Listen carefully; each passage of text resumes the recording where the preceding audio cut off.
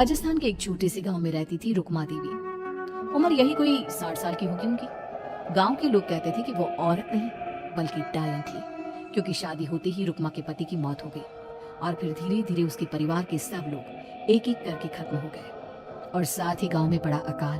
जमीन सूख गई, खेती सूख गई, लोग भूखे मरने लगे। रुक्मा को गांव से बाहर निकाल दिया गया और तब से वो गांव के बाहर झोपड़ी बनाकर रहने लगी। कोई भी रुक्मा के घर के आजू बाजू से गुजरता तक नहीं था। एक दिन गांव के रहने वाले रतन और उसकी पत्नी आनंदी को दूसरे गांव से आते वक्त रात हो गई और अंधेरे में रास्ता भटक के वो रुक्मा की झोपड़ी के पास जा पहुंचे। अरे आनंदी, ये क्या हो गया? हम तो रुक्मा डायन की झोपड़ी के पास आ पहुंचे। अब तो सब बुरा होगा। जल्दी जल्दी से निकल यहाँ से। हाँ जी, सही कहते हैं आप। ये डायन हमको खा जाएगी, जल्दी भागो यहाँ से। तभी रुक्मा झोपड़ी से बाहर आती है। अरे रुको, तुम लोग यहाँ मेरी झोपड़ी में आराम कर लो और देखो, इस रास्ते पर आगे मत जाना। हाँ हाँ, हमें आगे जाने से इसलिए रोक रही है ना, ताकि हमें मार डाले तू। अरे ना ना, मैं तो तुम्हारी जान बचाना चाहती हूँ, मेरी बात तो सुनो। डर की वजह से आनंदी और रतन वहां से भाग जाते हैं, लेकिन फिर अगले दिन गांव में खबर फैलती है कि रतन और आनंदी ने अपने घर में फांसी लगाकर आत्महत्या कर ली। वजह क्या थी किसी की समझ में नहीं आया। अगले दिन गांव में जोर का तूफान आया और भयानक तरीके से किसी के रोने की आवाज गूंजने लगी। अरे भाई, लगता है उस डायन रुक्मा ने गांव पे काला जादू कर दिया है। हाँ भाई, मुझे भी ऐसा ही लग रहा है। लगता है कल आनंदी और रतन मर गए। लगता है ये उसी का किया धरा है। हमें सरपंच के पास चलना चाहिए। वो दोनों आदमी सरपंच के घर पहुंचते हैं। अरे, तुम इस वक्त यहाँ पर क्यों आए हो? जानते नहीं बाहर क्या हो रहा है? कितनी डरावनी आवाज गांव में गूंज रही है। बस मालिक, किसी तरह आ गए। पूरे गांव वालों की जिंदगी का सवाल है। अरे मालिक, ऐसे तो सब एक एक करके मर जाएंगे। तो क्या चाहते हो? क्या किया जाए? मालिक, हमें रुक्मा को मारना होगा। अरे जब तक वो डायन गांव में जिंदा रहेगी, तब तक गांव में ये सब होता ही रहेगा। शायद ठीक कह रहे हो तुम लोग, मगर ये काम करेगा कौन?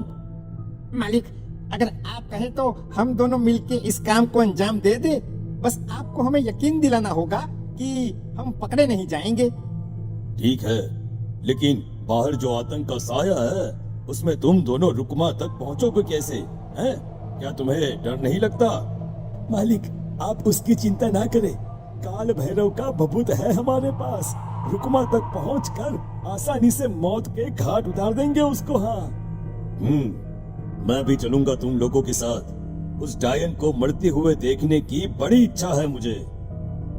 सरपंच उन दोनों लोगों के साथ गांव के बाहर की तरफ चल देता है। गांव में घनघोर काली रात पसरी हुई थी और दिल दहलाने वाली चीख की आवाज माहौल को बेहद खौफनाक बना रही थी।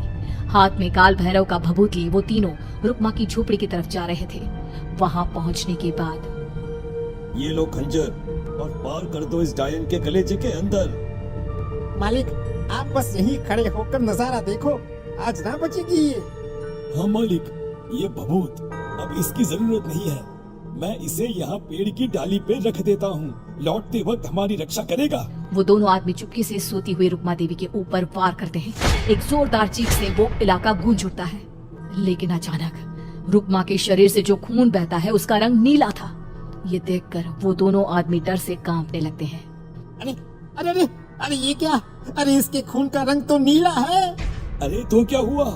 डायन जो ठहरी इंसान नहीं है ये, और आज इस बात का पक्का यकीन हो गया है।